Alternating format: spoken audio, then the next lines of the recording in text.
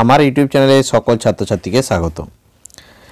অনেক দিন ধরে অনেক ছাত্রছাত্রীর রিকোয়েস্ট আসছিল মাধ্যমিকের সাজেশন দেওয়ার পর উচ্চ মাধ্যমিক ভূগোলের সাজেশন দিতে।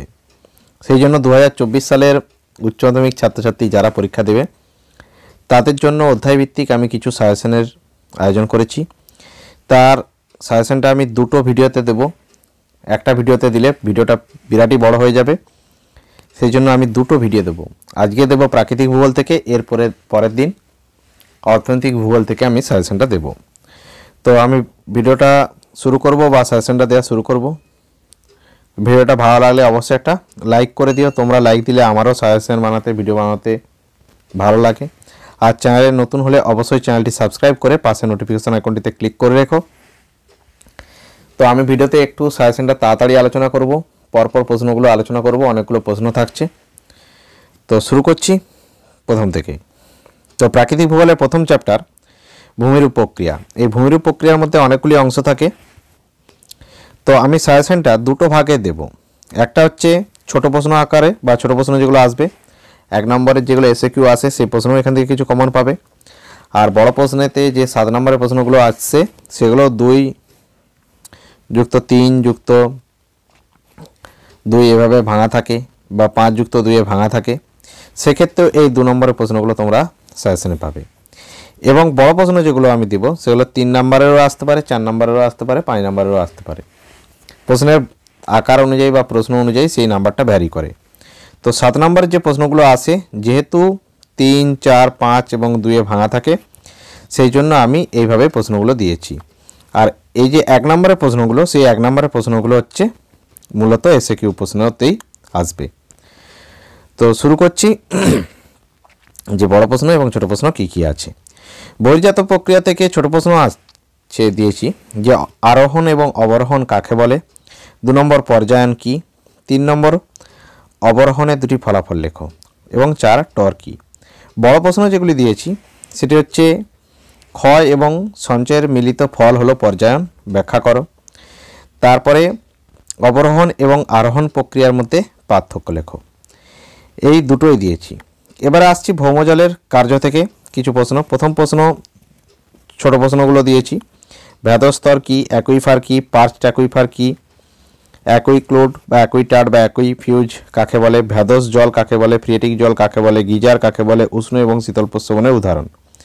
এগুলো কিন্তু অবশ্য করে যাবে, ঠিক আছে। এবারে এই ভৌমজল থেকে যে সমস্ত বড় প্রশ্নগুলো দিয়েছি সেই বড় প্রশ্নগুলো কি কি থাকছে না, ভৌমজলের নিয়ন্ত্রকগুলির বিবরণ দাও, চিত্রসহ ভৌমজলের স্তরগুলির বর্ণনা করো, মানব জীবনে ভৌমজলের গুরুত্ব লেখো। এই প্রশ্নটি খুব ইম্পর্টেন্ট, ঠিক আছে। অবিরাম এবং সবিরাম প্রস্রবণের পার্থক্য লেখো, মুক্ত এবং আবদ্ধ বা বদ্ধ অ্যাকুইফারের পার্থক্য, অ্যাকুইফার কীভাবে সৃষ্টি হয়, ডাইক প্রস্রবণ কী, প্রশ্নটি খুব ইম্পর্টেন্ট। গিজার কীভাবে সৃষ্টি হয়, এটিও ইম্পর্টেন্ট। অ্যাকুইক্লোড এবং অ্যাকুইফারের মধ্যে পার্থক্য, আর্টেজিও গ্রুপ কীভাবে তৈরি হয়, আর্টেজিও প্রস্রবণ সৃষ্টির শর্ত এবং অ্যাকুইফারের প্রকারভেদ। এই প্রশ্নটিও ইম্পর্টেন্ট। আর 10 নম্বর প্রশ্নটিও ইম্পর্টেন্ট। যেগুলো স্টার মার্ক দিচ্ছি সেগুলো খুব বেশি ইম্পর্টেন্ট, সেই জন্য আমি আরেকবার করে উল্লেখ করে দিচ্ছি। ক্লিয়ার? এরপরে আসছি কাস্ট ভূমিরূপ থেকে। কাস্ট ভূমিরূপ থেকে যে প্রশ্নগুলো দিয়েছি তার মধ্যে ছোট প্রশ্ন থাকছে কি না, ভারতের কোথায় কোথায় কাস্ট ভূমিরূপ দেখা যায়, এটা অবশ্যই করে যেও। হামস কাকে বলে, গুহাস্তম্ভ কি, পনোর কি, ব্লোহোল কি, অন্ধ উপত্যকা এবং শুষ্ক উপত্যকা কাকে বলে এবং ডিপস্টোন কি। এগুলো হচ্ছে ছোট প্রশ্ন আকারে দিয়েছি। বড় প্রশ্ন আকারে যেগুলো দিয়েছি সেগুলো হচ্ছে অর্থাৎ 3, 4, 5 নম্বরের যে প্রশ্নগুলো দিয়েছি আমি বলেই দিয়েছি আগে। তো 1 নম্বর কাস্ট ভূমিরূপের প্রভাব, 2 নম্বর স্ট্যালাকটাইট এবং স্ট্যালাকমাইটের মধ্যে পার্থক্যটি খুব করে যাও। গ্রাইক্স এবং শৃঙ্খলের মধ্যে পার্থক্য, কাস্ট ভূমিরূপগুলির চিত্রসহ আলোচনা করো। এই প্রশ্নটি 5 নম্বরে আসার সম্ভাবনা রয়েছে। ক্লিয়ার? এবং 5 নম্বর পোলজে এবং পাতন প্রস্তর কীভাবে গঠিত হয় তার চিত্রসহ আলোচনা করো।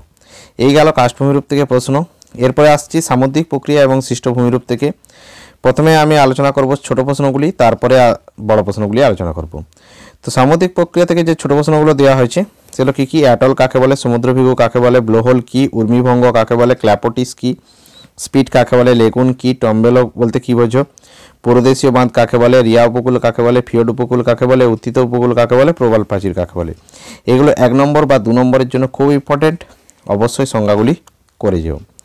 এবারে এই সমুদ্র তরঙ্গ বা সামুদ্রিক প্রক্রিয়া এবং সৃষ্ট ভূমিরূপ থেকে যে সমস্ত বড় প্রশ্নগুলো দিয়েছি সেগুলো আলোচনা করে দিচ্ছি। প্রথম, বিনাশকারী তরঙ্গ এবং গঠনকারী তরঙ্গের পার্থক্য। 2 নম্বর, তরঙ্গ কর্তৃত মঞ্চ কীভাবে সৃষ্টি হয়, প্রশ্নটি খুব ইম্পর্টেন্ট। প্রবাল প্রাচীরের শ্রেণীভাগ, স্পিটের শ্রেণীভাগ দেখে যেও। রিয়া উপকূল, ফিওর্ড উপকূলের পার্থক্য, এই পার্থক্যটি খুব ইম্পর্টেন্ট। সম্মুখ তটভূমি এবং পশ্চাৎ তটভূমির পার্থক্য, প্রবাল প্রাচীর গড়ে ওঠার অনুকূল পরিবেশ এবং বিভিন্ন প্রকার প্রবাল প্রাচীরের উৎপত্তি এবং বৈশিষ্ট্য, উপযুক্ত চিত্র সহ আলোচনা করো। হয়ে গেল। এরপরে আসছি যে ক্ষয়চক্র থেকে। এটা এবার 2 নম্বর চ্যাপ্টার শুরু হলো। ক্ষয়চক্র থেকে কিছু শর্ট প্রশ্ন থাকবে এবং কিছু বড় প্রশ্ন থাকবে। প্রথমে শর্ট প্রশ্নগুলো আলোচনা করে দিচ্ছি। স্বাভাবিক ক্ষয়চক্র কাকে বলে, নিকবিন্দু কাকে বলে? অবশ্যই নিকবিন্দুর সংজ্ঞা ভালো করে করেছো। মোনাডনক কাকে বলে, পেডিমেন্ট এবং পেডিপ্লেন কি, সমপ্রায় ভূমি কি, বাজাদা কি, নদী ক্ষয়চক্রের ব্যাঘাত বলতে কি বোঝো, নদীর গতিময় পুনর্জীবন লাভ বলতে কি বোঝো, সংজ্ঞাটা করে যেও। নদী মঞ্চ কি, ক্যাসেল কপিজ কি এবং বনহাউট কি। ক্লিয়ার। এবারে বড় প্রশ্ন যেগুলো আসছি সেগুলো হচ্ছে কী কী দিয়ে রয়েছে। প্রথমে মরু ক্ষয়চক্রের আদর্শ অবস্থাগুলি কী কী, উইলিয়াম মরিস ডেভিসের ক্ষয়চক্রের শর্তগুলি কী কী, ক্ষয়চক্রের শর্তগুলো দেখে যেও। ডেভিসের ক্ষয়চক্র মতবাদের সমালোচনা, স্বাভাবিক ক্ষয়চক্র এবং মরু ক্ষয়চক্রের পার্থক্য, এটিও ইম্পর্টেন্ট কোশ্চেন। নদী ক্ষয়চক্রের ব্যাঘাত কি, এটিও ইম্পর্টেন্ট। নিকবিন্দুতে জলপ্রপাত সৃষ্টিকারী কেন, এই প্রশ্নটিও খুবই ইম্পর্টেন্ট। পেডিপ্লেন এবং এটা পেনিপ্লেন এবং পেডিপ্লেনের মধ্যে পার্থক্য, আর পেডিমেন্ট বাজাদার পার্থক্য কিন্তু ইম্পর্টেন্ট। ক্ষয়চক্র থেকে প্রশ্ন আসলে এগুলোর মধ্যেই আশা করি আসবে। এরপর আসছি জলনিগম প্রণালী থেকে। জলনিগম প্রণালী থেকে যে প্রশ্নগুলো আসছে, প্রথমে ছোট প্রশ্নগুলো আলোচনা করছি। পরবর্তী নদী কাকে বলে, বিপরা নদী কাকে বলে, অনুগামী নদী কাকে বলে, সমান্তরাল নদী নকশা কাকে বলে।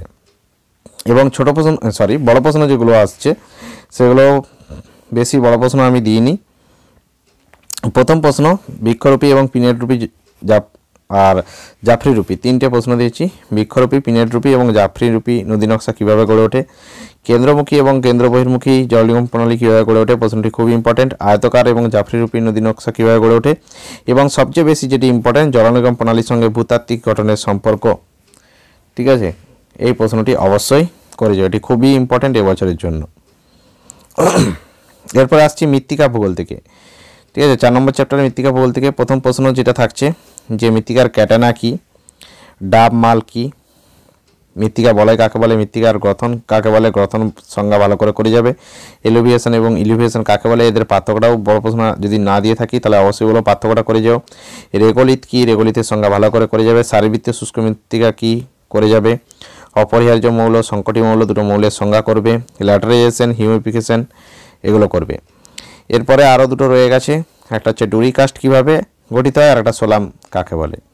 এইগুলো করলে আশা করি তোমাদের মৃত্তিকা থেকে অনেকগুলো প্রশ্নে তোমরা কমন পেয়ে যাবে। এবার আসছি মৃত্তিকা থেকে বড় প্রশ্ন। যেহেতু মৃত্তিকা একটি বড় চ্যাপ্টার, মৃত্তিকা এবং বায়ুমণ্ডল একটি বড় চ্যাপ্টার, কিন্তু বারবার বলে দিচ্ছি মৃত্তিকা এবং বায়ুমণ্ডল খুব বড় চ্যাপ্টার, সেই জন্য বলবো যে এইখান থেকে অবশ্যই ভালো করে পড়ে যাও, অনেকগুলি করে প্রশ্নই কিন্তু হবে। মৃত্তিকার উর্বরতার নিয়ন্ত্রকগুলি লেখো। আঞ্চলিক, অনাঞ্চলিক এবং বহিরাঞ্চলিক মৃত্তিকার বৈশিষ্ট্য এবং বৈশিষ্ট্য করে গেলে এদের মধ্যে পার্থক্যটাও করতে পারবে। সেই জন্য 3টে মৃত্তিকার পারস্পরিক তুলনামূলক একটা পার্থক্য মুখস্থ করে নিও। পার্থক্যটা মুখস্থ করে নিলেই বৈশিষ্ট্যটা কিন্তু হয়ে যাবে। ক্লিয়ার। এরপরে মৃত্তিকার পরিলেখ কাকে বলে, এর বৈশিষ্ট্য, পেডোকল এবং পেডাল ফার মাটির পার্থক্য, ইম্পর্টেন্ট কোশ্চেন। মাটির উর্বরতা এবং উৎপাদন ক্ষমতার পার্থক্য, পরিণত মাটি এবং অপরিণত মাটির পার্থক্য, প্রশ্নটি খুব ইম্পর্টেন্ট। ইলিভিয়েশনের পার্থক্যও কিন্তু ইম্পর্টেন্ট। আঞ্চলিক এবং বহিরাঞ্চলিক মাটির পার্থক্য, আমি যেখানে প্রশ্নটা বলেছিলাম সেই প্রশ্নটাই এখানে দিয়েছি, আঞ্চলিক এবং বহিরাঞ্চলিক মাটির মধ্যে পার্থক্য, এই পার্থক্যটি করে যেও। আরও কিছু প্রশ্ন রয়েছে, যেমন 9 নম্বরের হচ্ছে কি না, মৃত্তিকা গঠনের উপরে প্রভাব বিস্তারকারী নিয়ন্ত্রক হিসেবে জীবজগৎ এবং আদিশিলার ভূমিকা। দেখো মৃত্তিকার নিয়ন্ত্রকগুলো সাধারণত আগের বছর একটাও দিয়েছে, সেই জন্য না পড়ারই কথা, তবু বলবো যে জীবজগৎ এবং আদিশিলার ভূমিকাটা দেখে যাও। চিত্রসহ একটি আদর্শ মৃত্তিকা পরিলক্ষর গঠন আলোচনা করো। মৃত্তিকা ক্ষয়ের দূরী পদ্ধতি এবং মাটি সংরক্ষণের উপায়গুলি কী কী, এগুলো করে গেলে আশা করি তোমরা কমন পেয়ে যাবে। এরপরে আসছি বায়ুমণ্ডল থেকে। বায়ুমণ্ডল খুব বড় চ্যাপ্টার, তোমাদের প্রাকৃতিক ভূগোলের মধ্যে সবচেয়ে বড় চ্যাপ্টার যদি কিছু থেকে থাকে সেটা হচ্ছে বায়ুমণ্ডল। বায়ুমণ্ডল চ্যাপ্টারটা একটু জটিলও আছে এবং একটু কঠিনও আছে আর বড়ও আছে। তো প্রশ্নগুলো কী কী দিয়েছি, প্রথমে ছোট প্রশ্নগুলো আলোচনা করছি। সাইক্লোজেনেসিস কি, ঘূর্ণবাতের চক্ষু কাকে বলে, ইম্পর্টেন্ট কোশ্চেন। বায়ুপ্রাচীর কাকে বলে, হ্যালডি কোষ, ফেরেল কোষ কি, 4 o'clock রেন কাকে বলে এবং কোথায় হয়, লবণাম্ব উদ্ভিদ কাকে বলে, হাইপ্রোপাইট কাকে বলে, ওজন গহ্বর কাকে বলে, মোনেক্স কি। ক্লিয়ার। তারপরে আরও কিছু রয়েছে, যেমন মৌসুমি বিস্ফোরণ কাকে বলে, পশ্চিমী ঝঞ্ঝা কাকে বলে, জিওস্ট্রপিক বায়ু কাকে বলে, ওজন গহ্বর কাকে বলে, মন্ট্রিল প্রোটোকল কি, ইম্পর্টেন্ট কোশ্চেন, জেড বায়ু কাকে বলে, অক্লোসান সীমান্ত কি, ইম্পর্টেন্ট কোশ্চেন, এল নিনো লা নিনা কাকে বলে, নিরক্ষীয় শান্ত অঞ্চল বা ডোলড্রাম বা আইটিসিজেড কাকে বলে, ইম্পর্টেন্ট কোশ্চেন। ক্লিয়ার। এবারে আসছি বড় প্রশ্নগুলো বায়ুমণ্ডল থেকে। বায়ুমণ্ডল থেকে যে সমস্ত বড় প্রশ্নগুলো থাকবে, প্রথম মৌসুমী বায়ুর উপর জেড বায়ুর প্রভাব লেখো, প্রতীপ ঘূর্ণবাতের উৎপত্তির বর্ণনা করো, নিরক্ষীয় অঞ্চলে সারা বছর ধরে বৃষ্টি হয় না কেন, গ্রিনহাউস গ্যাস নিয়ন্ত্রণের উপায়গুলি লেখো, জেড বায়ু প্রবাহের বৈশিষ্ট্য লেখো, নিরক্ষীয় মৌসুমী এবং ভূমধ্যসাগরীয় জলবায়ুর পার্থক্য। এখানে তিনটে জলবায়ু দিয়েছি, নিরক্ষীয় মৌসুমী আর ভূমধ্যসাগরীয় জলবায়ু। তিনটের পার্থক্য হয়তো আসবে না, নিরক্ষীয়র সঙ্গে হয়তো মৌসুমী দিল অথবা মৌসুমীর সঙ্গে ভূমধ্যসাগরীয় দিল। ক্লিয়ার। নিরক্ষীয়র সঙ্গে ভূমধ্যসাগরীয় দেওয়ার কথা নয়, দিলে কিন্তু মৌসুমী আর ভূমধ্যসাগরীয়টার মধ্যে পার্থক্যটা বেশি ইম্পর্টেন্ট, এটা দেখে যেও। তারপরে আসছি যে জলবায়ু পরিবর্তনের কারণ উল্লেখ করো, খুব ইম্পর্টেন্ট কোশ্চেন। বিভিন্ন প্রকার মরু বা জঙ্গল উদ্ভিদ সম্পর্কে আলোচনা করো, ঘূর্ণবাত এবং প্রতীপ ঘূর্ণবাতের মধ্যে পার্থক্য লেখো। ক্লিয়ার। আরও কিছু কোশ্চেন রয়েছে, যার মধ্যে হচ্ছে যে জলজ এবং জঙ্গল উদ্ভিদের মধ্যে পার্থক্য, জঙ্গল আবার লবণাম্ব উদ্ভিদের মধ্যে পার্থক্য, এই প্রশ্নটি ইম্পর্টেন্ট কোশ্চেন। আলোকপ্রেমী এবং আলোক বিদ্বেষী উদ্ভিদের মধ্যে পার্থক্য, এটিও ইম্পর্টেন্ট কোশ্চেন। এবং এই চ্যাপ্টারের মধ্যে সবচেয়ে ইম্পর্টেন্ট কোশ্চেন যেটা থাকে সেটা বলবো এটা, যে ক্রান্তীয় এবং নাতিশীতোষ্ণ ঘূর্ণবাতের মধ্যে পার্থক্য লেখো। এই প্রশ্নটি অবশ্যই করে যাও, যতটা ইম্পর্টেন্ট না দিলে নয়, আমি ততগুলো দিলাম। এটা খুবই ভেরি ভেরি ইম্পর্টেন্ট কোশ্চেন বলা যেতে পারে তোমাদের ভাষায়।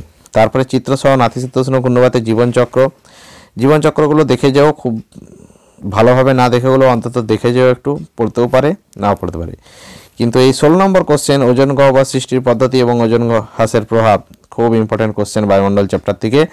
এখান থেকে এই প্রশ্নটি আসার সম্ভাবনা রয়েছে। ক্লিয়ার। এবার আসছি প্রাকৃতিক ভূগোলের আরেকটি চ্যাপ্টার, যার নাম হচ্ছে জীববৈচিত্র্য। জীববৈচিত্র্য চ্যাপ্টারটি একটু কঠিন চ্যাপ্টার। ক্লিয়ার। একটু ভালো করে পড়ে যাও, নচেত কিন্তু প্রশ্নগুলি পারবে না। তো ফার্স্ট, জীববৈচিত্র্য কাকে বলে, জীববৈচিত্র্য বিনাশের দুটি কারণ, ইকোট্যুরিজম কি, জীববৈচিত্র্য হটস্পট কাকে বলে। হটস্পট কিন্তু খুব ইম্পর্টেন্ট কোশ্চেন। ইনসিটু সংরক্ষণ এবং এর সঙ্গে দেওয়া উচিত ছিল এক্সিটু সংরক্ষণ, সেই জন্য বলে দিচ্ছি ইনসিটু সংরক্ষণ এবং এক্সিটু সংরক্ষণ দুটোরই সংজ্ঞা কাকে বলে। Red data book, green data book এবং ব্ল্যাক ডাটা বুক কাকে বলে বা কি, এগুলো অবশ্যই করে যেও। ক্লিয়ার। এবারে আসছি জীববৈচিত্র্য থেকে বড় প্রশ্ন। জীববৈচিত্র্য থেকে বড় প্রশ্নের মধ্যে ফার্স্ট যে কোশ্চেনটা দেওয়া রয়েছে, যে জীববৈচিত্র্যের পরিমাপের পদ্ধতি, ক্রান্তীয় অঞ্চলে জীববৈচিত্র্য সমৃদ্ধ কেন, ইনসিটু এবং এক্সিটু সংরক্ষণের পার্থক্য, ইম্পর্টেন্ট কোশ্চেন। অস্থানিক সংরক্ষণের বিভিন্ন পদ্ধতি, অর্থাৎ এক্সিটু সংরক্ষণের বিভিন্ন পদ্ধতি। তারপর হচ্ছে জীববৈচিত্র্যের জিনগত এবং প্রজাতিগত বৈচিত্র্যের বৈশিষ্ট্য, জীববৈচিত্র্য সংরক্ষণের ব্যবস্থাপনা, বায়োস্ফিয়ার রিজার্ভ কাকে বলে, ইম্পর্টেন্ট কোশ্চেন। জীববৈচিত্র্য বিনাশে মানুষের ভূমিকা, ইম্পর্টেন্ট কোশ্চেন। জীববৈচিত্র্যের গুরুত্ব, ইম্পর্টেন্ট কোশ্চেন। এবং জীববৈচিত্র্য বিনাশের কারণগুলি কী কী, এগুলো গেল জীববৈচিত্র্য থেকে প্রশ্ন। ঠিক আছে। আর একটা রয়েছে লাস্ট চ্যাপ্টার তোমাদের প্রাকৃতিক ভূগোলের, 1 নম্বর বা 2 নম্বরের প্রশ্ন যেগুলো দিয়েছি, দুর্যোগ বিপর্যয় কাকে বলে, দুটি মানবীয় বিপর্যয়ের নাম, হিমানি সম্প্রপাত কি, মরুকরণ কাকে বলে, হড়পা বান বলতে কী বোঝো, ডাট কি, মেঘ ভাঙা বৃষ্টি কাকে বলে, বিপর্যয় ব্যবস্থাপনা কাকে বলে, নদী পাড় ভাঙনের উপায় লেখো এবং সুনামি কাকে বলে। এইগুলোই গেল কিন্তু এখান থেকে 2 নম্বরের প্রশ্ন। মেঘ ভাঙা বৃষ্টি, মরুকরণ, ঠিক আছে, দুটি মানবীয় বিপর্যয়ের উদাহরণ, দুর্যোগ বিপর্যয় কাকে বলে, এদের সংজ্ঞাগুলো অবশ্যই করে যাও। এবার আসছি বড় প্রশ্ন। এখান থেকে তেমন কোনো বড় প্রশ্ন নেই। প্রথম বড় প্রশ্ন সেটা হচ্ছে বিপর্যয় মোকাবিলায় ছাত্রছাত্রীদের ভূমিকা এবং বিপর্যয় ব্যবস্থাপনায় বিভিন্ন পর্যায়, দুটি প্রশ্নই ইম্পর্টেন্ট কোশ্চেন। যদি বিপর্যয় ব্যবস্থাপনা থেকে বড় প্রশ্ন আসে তাহলে কিন্তু এই দুটিই আসবে। ক্লিয়ার। মোটামুটি এই গেল তোমাদের প্রাকৃতিক ভূগোল থেকে শর্ট প্রশ্ন, সাজেশন। এর পরের ভিডিওটা আমি যেটা আনবো সেটা হচ্ছে অর্থনৈতিক ভূগোল থেকে সাজেশন থাকবে। তো ভিডিওটি ভালো লাগলে অবশ্যই একটি লাইক করে দিও এবং চ্যানেলে নতুন হলে অবশ্যই চ্যানেলটি সাবস্ক্রাইব করে পাশে নোটিফিকেশন আইকনটিতে ক্লিক করে রেখো। আর তোমাদের উচ্চ মাধ্যমিক ক্লাস থেকে আরও কিছু ভিডিও বানানো রয়েছে, আরও কিছু নয় বেশ কিছু ভিডিও বানানো রয়েছে, উচ্চ মাধ্যমিকের প্লেলিস্ট চেক করো চ্যানেলে, তাহলেই পেয়ে যাবে। তো আপাতত ভিডিওটা শেষ করলাম। পরের ভিডিও দেখতে গেলে অবশ্যই সাবস্ক্রাইব করে পাশে নোটিফিকেশন আইকনটিতে ক্লিক করে রাখবে।